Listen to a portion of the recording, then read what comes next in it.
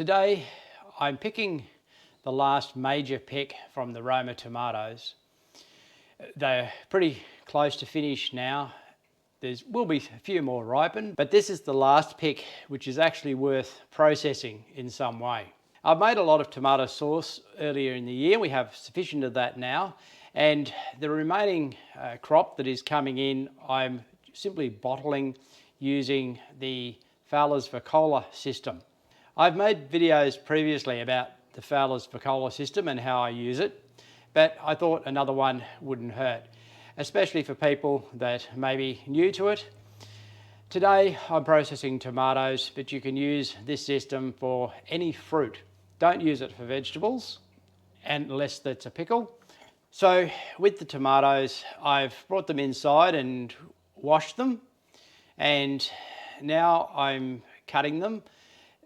I prefer to pre-process these tomatoes a little bit. So I've got a 12-litre pot here that I'm working with, and I'm adding the tomatoes to that. I take the stalk end off, cut out anything that's bad, and generally cut them into 2 to 4 pieces depending on the size of the tomato. Now I'm also putting aside the few that haven't ripened sufficiently. Once the pot's full, I add a little bit of salt to it, about 1 dessert spoon. This is to a 12-litre pot. And then I add some filtered water to it, around about ½ litre.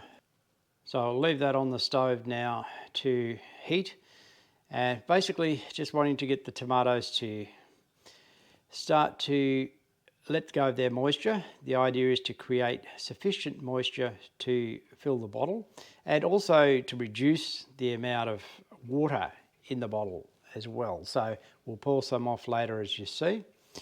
So while the tomatoes are on heating up, I'm going to prepare the bottles. Now, the nice thing with the Vacola system is that you don't need to sterilize the bottles. You simply need to wash them well and rinse them. So I wash them in hot water with detergent and then rinsing into clean water. This is a situation where having a double sink is really useful. Now it's time to prepare the seals. The Vacola system uses 3 components: a rubber seal, a lid, and the jar. And of course, it's this seal that guarantees the quality of your preservation. So it's important that these are good. Now, the official line is that you should not recycle. However, these are 3 that I will recycle because there is very little difference in shape with these between a new seal and, yeah, there's no distortion, no perishing. A little bit of cleaning perhaps needed. I'll give them a little wash, and then I'll put them in there. Now, this is an example of an overstretched seal, distorted. These ones need to be discarded. So if they don't look right, if they don't look really close to the new ones, and this is what the new ones are like, so we can do a comparison here. Yes, there's a little bit of stretching, but no distortion and no perishing. So I'm happy to reuse those. The new ones obviously are going to be better, but a little bit of reusing saves a little bit of money.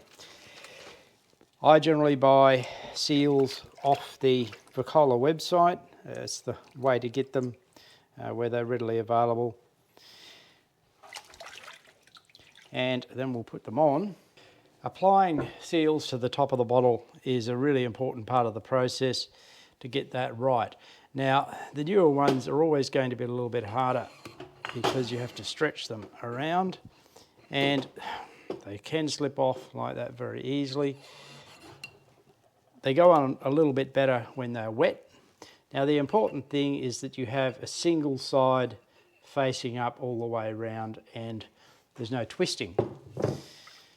And believe me, it's not hard to twist them. If they twist, then it won't seal and your bottle will fail. So that's good.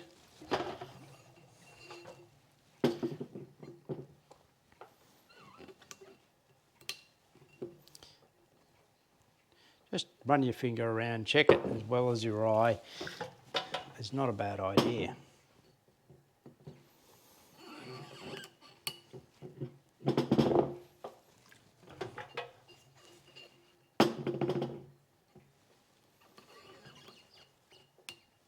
Now here's an example of a twist, and it's just a matter of flicking it around to get it all equal and sitting nicely into the ring.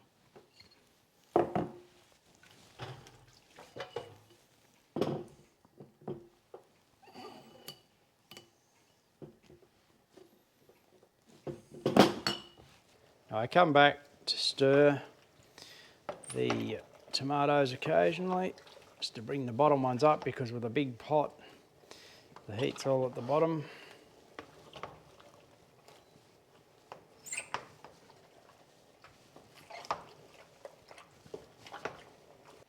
Vacola have made quite a range of bottle sizes across the years. The most common ones are the 3-inch and 4-inch top sizes. For lids and for rings, that's known as number 3 and number 4. The bottle sizes have all different numbers. This particular size that I'm using today are number 27s, and they have the number 3 top, so it's a 3-inch opening. I find that better for something that is more liquid or smaller.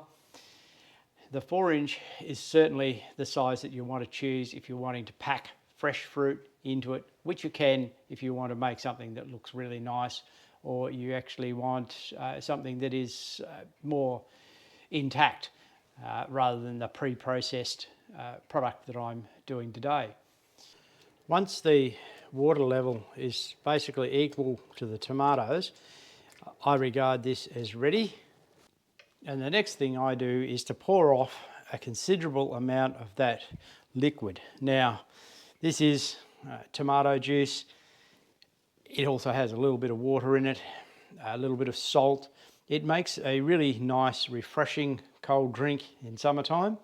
And it's a light tomato juice, not like a tomato juice that you'd normally buy from a shop. Now the interesting thing is that despite the fact that I just poured a lot of fluid off, it doesn't take very much mixing of this tomato.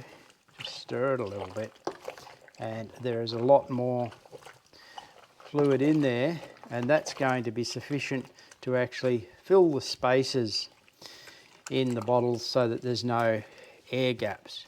Instead of making tomato juice, which you could do with fresh product, I think this is the simplest and quickest way. Now, of course, you could process this further using a moolie and take the seeds and skins out.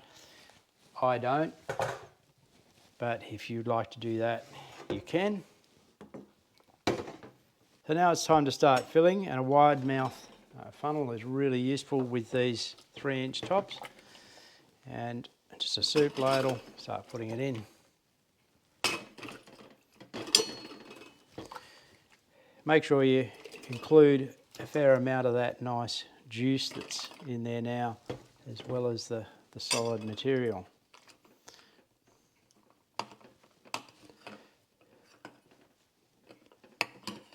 Slightly overfilling there. Now, they say about a 1/2 inch space at the top is what you want. That's a little bit less than 1/2 inch, but I accept that because there's probably a little bit of air in there as well that I've missed. And I'll put that lid on. Then come on with these clips, the spring clips that hold it down while you're processing it. Now I use a double set. You don't actually really need that, but I like to do it. Now these clips are a spring steel. They get really rusty and dirty in the process. There's no real way around that. It's actually those clips that make the lids dirty like this. The lids that I use are made of stainless steel, and so otherwise would be quite nice and shiny. This is where some type of pushing tool is useful. Sometimes I use this side, sometimes this side.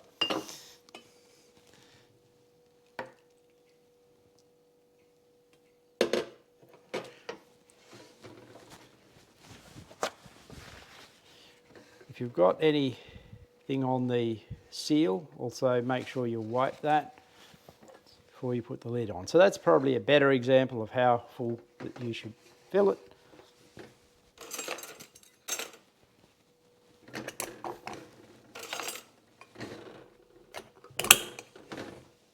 And that's another one ready. So out of this 12-litre pot full of tomatoes that I began, I will usually fill 7 to 8 number 27s, and that's just the amount that actually fits in my processor.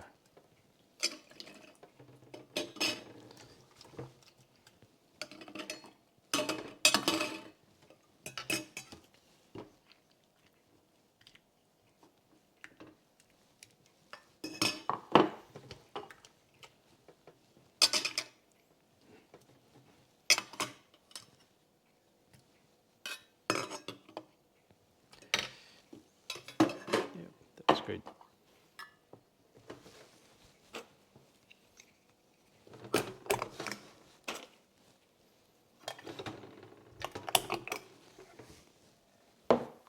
So the remainder of the process occurs here in the shed, where I have the steriliser on a gas ring.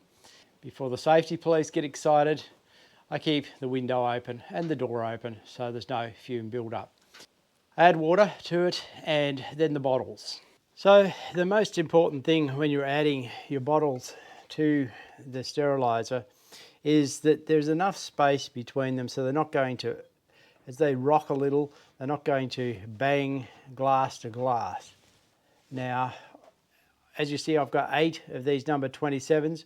With the 4-inch bottles, I can only get 7 into it, but that works nicely.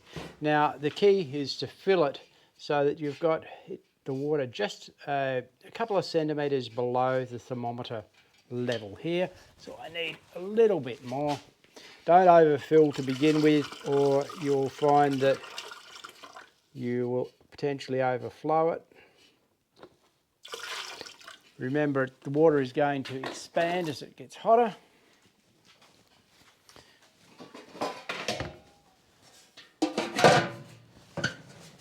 Now, I use a 3-ring gas burner. Now, this is the type of thing that they use for outdoor major cooking. I only use the center ring for running this. Sometimes I might turn the middle ring on in the heat up process, but the center ring generally is the main one to work with. Now, it's fairly tricky getting it low enough when you're wanting to just maintain a temperature. It just takes some of the pressure off the kitchen. When we're doing this, we sometimes want to do other things in the kitchen, such as actually prepare the next lot if we're actually doing multiple batches in the one day. Final step here is to set up the temperature monitoring. Now, this is where I modernize the process considerably. I have a digital Bluetooth monitor that you would use for a barbecue. I have put it through here, the 2 probes. I use both probes because it gives me a couple of pieces of evidence that I've got the temperature right. Turn that on.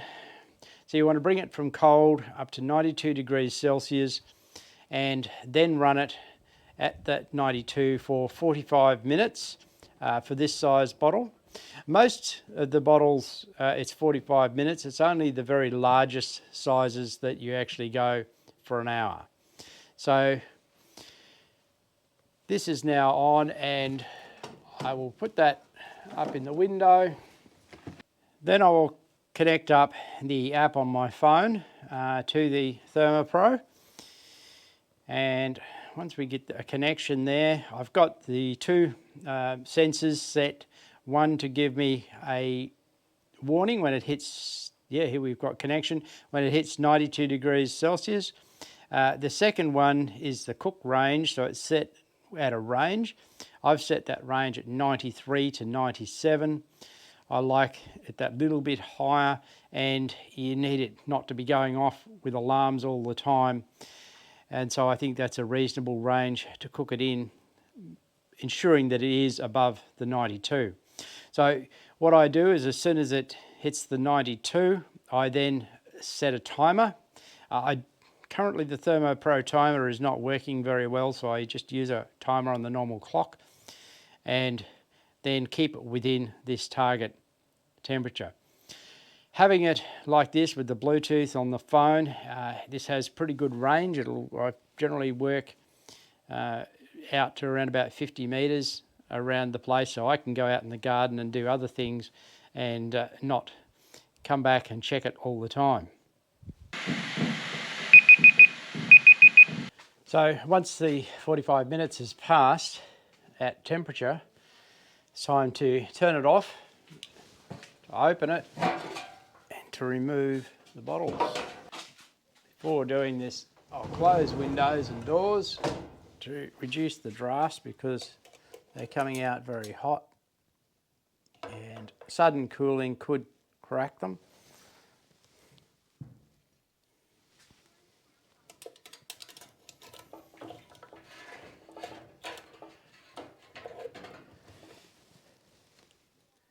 To remove them, I use this tool, which is not actually specifically designed for them, but it actually works very well because it catches underneath the springs.